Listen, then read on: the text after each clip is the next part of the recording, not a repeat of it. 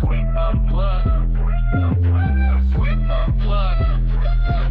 Exclusive interviews with Rudy and the crew. Let's go.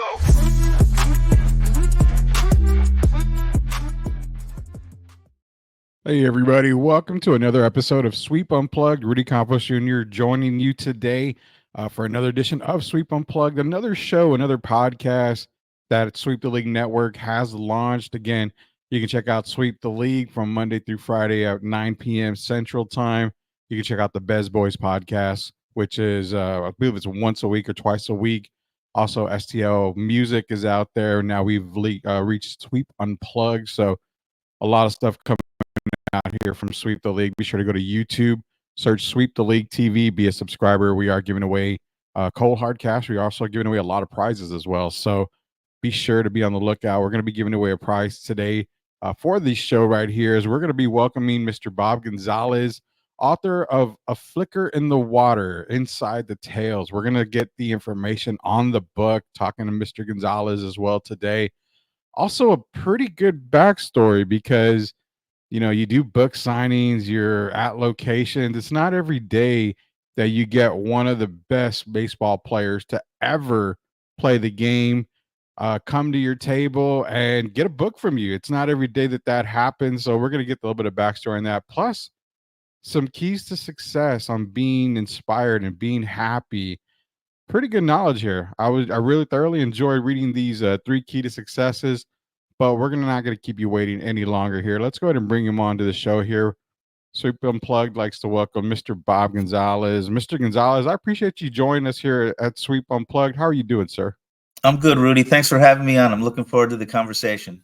Yeah, it's gonna be fun because being that we're in San Antonio, Texas, we're like literally 2 hours away from Corpus Christi, and I have a lot of friends that, man, they always say, hey, let's go fishing. I was never a fisher. My dad always taught me, oh, let's go fishing. Let's go here. I'm not an outdoors guy. I mean, as you can tell, I'm inside doing podcasts. So there's no way I'm an outdoorsman at all. But you released a really good book here, and it's called A Flicker in the Water, Inside the Tales. What was the inspiration to release a book like that? Because I know from backstories, like for me, I hear people, hey, I caught this fish, I caught this, and this is an amazing. And to me, I don't know. I couldn't tell you the difference between catching, a little fish to a monster fish. So just a little bit of insight on A Flicker in the Water, Inside the Tales. Well, I'll show you the cover. That's what the cover looks like. That's the mouth of a Goliath grouper. The Goliath grouper is the biggest grouper in the grouper family. And Wow. they're plentiful here in the warm water in South Florida. They're all over the place. So I decided to make that the cover of my book. It's the stories were personal to me. It's a collection of short stories. Most of the stories are in the Gulf of Mexico. Some of them in the Atlantic, around the Keys and Cuba and the Bahamas, but most of them are in the Gulf. And I fished in the Gulf about 15 years, and I wasn't fishing as much. I had other things I started doing, and I thought, you know what? This book, I need to get it out of my system and on paper, because I missed fishing. I wish I was out there more often, and that was my way of still feeling like I was connected to the ocean. And I really enjoyed writing it. It just poured out of me like the water running out of a faucet. It's good to it's good to put, words to paper. That happens a lot. I know a lot of people do it. Some people, when they get that pen to paper, they just start writing, and then obviously you've got a book in front of you. Inside the Tales for A Flicker in the Water, what would you say is probably your best tale, your biggest tale, in the book right here, is that everybody's got to be looking forward to? Well, there's the tale about the red snapper. We caught a red snapper one time that was just 3 pounds shy of the Florida record. That was a nice tale. And caught some swordfish and marlin and groupers and all kinds of fish. It's fantastic out there. You feel so connected to nature. I recommend everybody. And when I wrote the book, I wrote it with people who had never fished in mind. So even if you've never fished a day in your life, I wanted to make the reader feel the experience of what it was like. And Based on some of the reviews I've gotten, some people did tell me that, which makes me feel good. Yeah, it inspires me now to read it because more so ever, like I told you before, I'm not a fisherman. I honestly, my wife's like, let's go to the beach. I'm like, I can find a million better places to go than the beach. I don't really like the beach too much. That's coming from me. So, I definitely going to be more inspired to read it. Hearing you say that you've got a lot of people that don't fish that enjoy the book, I'm gonna enjoy it. I know definitely I'm gonna be reading it. Quick fishing question here. I'm gonna give you a couple of them here because, like I said, a rookie like me, I gotta know this stuff. If my daughter ever comes to me and says, "Dad, I want to go fishing," okay, what is the best? What is the best bait for a fisherman, a beginning fisherman, to use to give his daughter the greatest experience you possibly can? Well, I would say probably a live bait of some kind. When you put a live bait on your hook, it could be like in the South Florida, we use these cigar minnows. They're only about the size of and width of a cigar. That's why they call them cigar minnows. And they're really good. The fish gobble them up like you wouldn't believe. And little pinfish, they call them. They're a little more round than the long, slender cigar minnows. But live bait, there's a lot of, you can use dead baits too, like chunk baits or lures and stuff, but there's something about the live bait that attracts the fish like nothing else. There's a part that I was reading on you, and I'm gonna see if I can get it out. I don't know if you've told the story. If you have it and you want to save it, just save it. Just tell me, Rudy, stop. I'm not doing that. But you were raised in Northeastern Pennsylvania, and you enjoyed Yeah, whitetail deer hunting. You said that your yeah, first buck was taken in below zero weather, yeah, yeah, and you got me going. And I'm like, "Where's the story? Can I get it out yeah. of Bob today? If not, Yeah, we can save it I for don't mind another book." telling you. The day after Thanksgiving, the Monday after Thanksgiving, every year was the first day of buck season in Pennsylvania. Mhm. And one year I remember it was 3 o'clock in the morning. It's pitch dark and it's freezing. The wind is blowing like crazy. And I got up out of bed. I don't know what got me up. Something was pushing me. I don't know what, but I got out of bed. I went to drive to the place where I was going to hunt, and I drove by this bank, where they have the temperature, and it said but -5, and I'm thinking, what am I doing here? So I kept going though. I got out of the car. I walked all the way up this mountain, and believe it or not, when you're bundled up and walking at that speed uphill, I started sweating. Even in below zero weather, I was sweating. And I got to the top of my stand. I changed my clothes real quick. I sat there for like 2 hours until the sun started to come up, and I could hear this rustling, and I could tell by the way the sound, I knew it was a buck and not a doe. It just, the way it was walking, I could tell it was a buck. Yeah. So I waited till the buck crossed right in front of me, and boom, I got my buck, and I was home by 10 o'clock. Well, we got the story out of you. We're talking to Bob Gonzalez, author of Flicker in the Water, Inside the Tales. And again, you want to go out there, head out to it's at Barnes and Nobles. I'm sure they can get it on Amazon or wherever books are available. Flicker in the Water, Inside the Tales, talking to Bob Gonzalez, author of it. We got the bucktail out of the way, and I'm gonna kind of shift to a little bit of sports here with you because I also noticed that you're a Tampa Bay Rays fan, and I'm gonna tell you now, I feel your heartache because as the Rays have been in the World Series, they haven't gotten it just yet, but I think you and I are best friends because in the football world, I'm an Atlanta Falcons fan, and we've been to the Super Bowl, and we just can't get it done. We've had the biggest collapse in Super Bowl history. So we eventually our teams are going to get there eventually. But on a happier note, you got to meet one of the all-time greatest guys, and forget the baseball the baseball part of it, but one of the all-time greatest guys in baseball in Albert Pujols. How did that come about? Because it's not every day you run into Albert Pujols, and for me, I'd be like, "Oh my God, it's Albert Pujols. What do I do? What do I do before I do anything? He's gone." So you've had the pleasure of meeting Albert Pujols.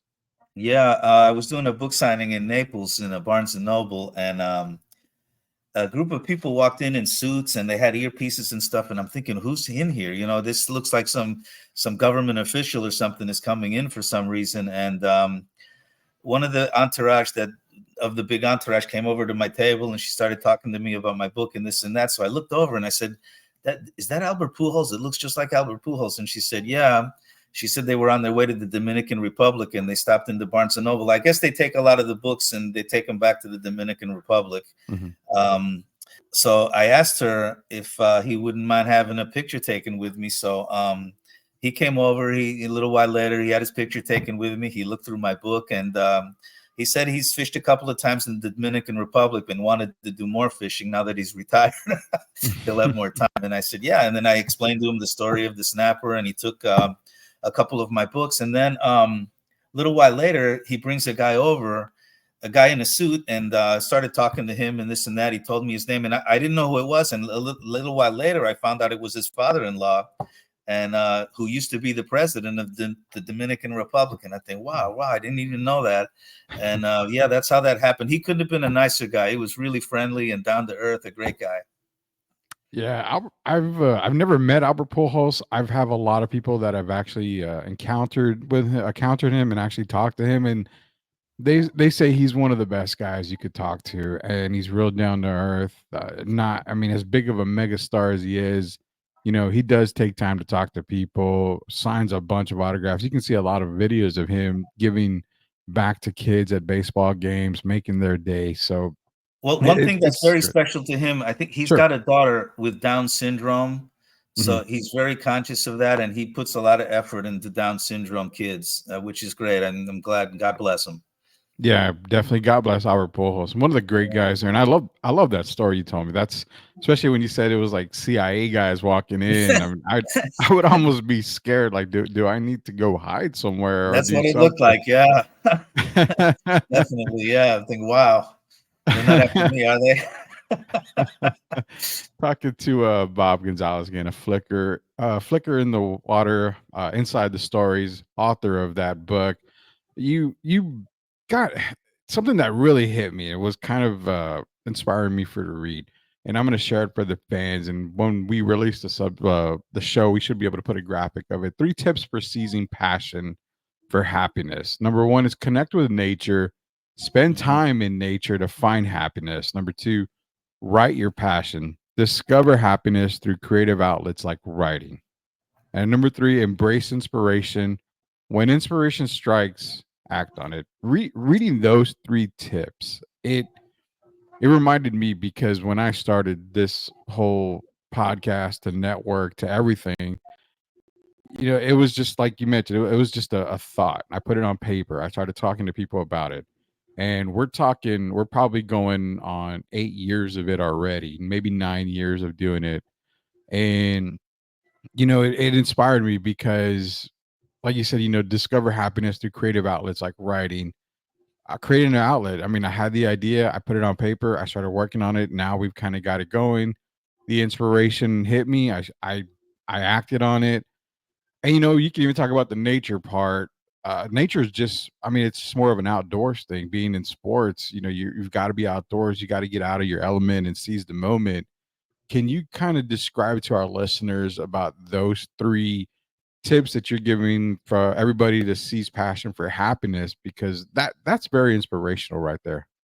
Well, when you're outdoors, I think most of us, if not all of us, are really connected to nature. I mean, we see and the beauty and everything in the natural world, whether it's the birds chirping or the fish jumping or even the clouds in the sky. When you're out on the ocean, it's just you, the clouds, and the water beneath you, and you can't help but feel some tranquility in that. I think it gets us closer to our creator, and it's part of our own innate nature as human beings. We're part of the natural world as well. So being out there definitely inspires writing. It inspires creative thinking. It's and passion.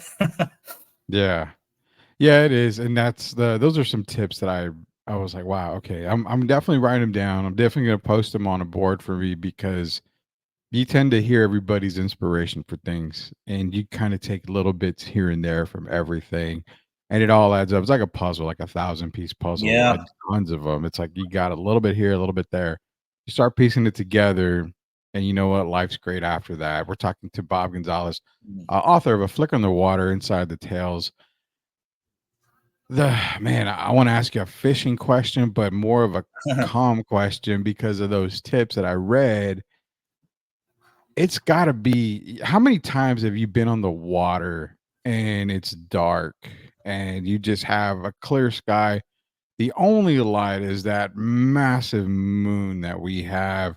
Mm. How calming is that moment? Because I think in those times is probably when the water's the calmest. And is it just in those moments where everything just hits you and it's like, man, you reflect a lot?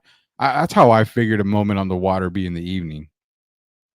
It's very reflective when the waters are calm. I mean, they're not always calm at night. Sometimes they're rough, Mhm. but you want to be out there when they're calm. There's nothing better. It's very reflective in your spirit and in your soul. You're out there, and it's just you and the fish and the nature and the God above, and that's it. And it's a really peaceful feeling. Yeah, I can only imagine how peaceful that is right there because man, we all need some peace and tranquility every time. And you're getting it from the water, the clear moon, and the waves are just kind of real calm and stuff like that. Some fish only bite at night, and some fish will bite in the night or the daytime. In Florida, the red snapper, we have a lot of red snapper here, and red snapper bite at night. Mhm. Sometimes even better than during the day. But one of the stories in the book I talk about is the swordfish that we caught and the tuna. Actually, the title of the book was inspired by a tuna fish that bit the line at 2 a.m. Ooh, wow. Okay, how Yeah, big of a tuna was yeah. it? You'll have to read the book. That There that you that is go. that's See, probably that's the good marketing scheme right there. I'm not going to tell you, you got yeah. to read the book. That's what inspired the title, though, a flicker in the water, because it was caught at night and the water flickered. Wow. Okay. There you go. You got the backstory on the title, everybody. And guess what? Because you got to read the book to see how big of a tuna it was, we're going to give somebody a copy of Bob Gonzalez's book, A Flicker in the Water Inside the Tales. It's going to go to one lucky listener that we have. Want you to definitely check it out. We're going to check it out here at Sweep the League. Mr. Gonzalez, before we go, do you have anything you want to tell the fans out there? You got any maybe books coming up? Do you got any other projects coming up? Because capitalizing on this book right here, I'm assuming this you got a lot more writing to do. I have a lot more writing. I have a book coming out next year. This is a collection of poems and about the baseball franchises as well, like a history of the different MLB franchises from 1900 to today. But I tell it in a fun way with a lot of wordplay. If you read the book, you'll see I love to play with words, and I think readers, you don't necessarily have to like the sport to enjoy the reading. And that I got a couple of other things too. I have a children's book too. I'm thinking about writing. It's called Bobby and His Dump Truck, for all you kids out there. Wow, man. So you got a lot coming out. And that's the important thing. Once you start writing, you can't stop. There's just so much Yeah, inspiration. yeah, you can't. Yeah, it's like you're hooked. Yeah, And I'm actually looking forward to the MLB, the baseball one. That one's going to be yeah, kind of crazy because yeah. I mean, I love MLB baseball. One of the sports that I do follow. I'm a San Francisco Giants fan. So my dad was a Whaley Mays fan. Hmm. I continued on with the Will Clark era, Kevin Mitchell area, all the way to Hmm. Hmm. Barry Bonds. So I can't wait to see it. Hopefully, you have nice things to say about the Giants organization. I'm praying you do right there. Yeah, I But if put the any, Giants and the Dodgers right next to each other so they wouldn't fight. oh man, can you make it a peaceful meet between the Giants and Dodgers, please? We need a Yeah. peaceful meeting here. Mm. Talking to Bob Gonzalez, A Flicker in the Water. We're going to be giving away a book here. Mr. Gonzalez, I appreciate you joining us here on Sweep Unplugged. Any other time we can get you back on the show, we definitely would love for it, especially when you've got other books coming out here. We'd love to promote it, but more than anything, we're going to give a lucky fan a book, inside, Flicker in the Water Inside the Tales. Appreciate you joining us here today, and we look forward to many more books coming out, and we look forward to talking to you again, sir. Thanks, Rudy. I really appreciate it. I enjoyed it. Yeah, that is Bobby Gonzalez. I'm sorry, Bob Gonzalez. I don't mean to call you Bobby. It's a more informal there, but Bob Gonzalez here.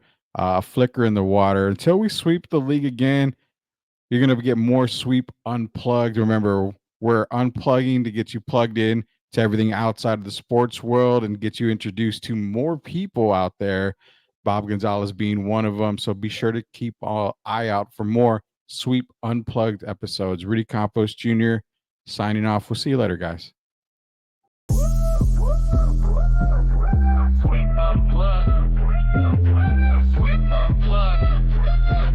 Exclusive interviews with Rudy and the crew. Let's go.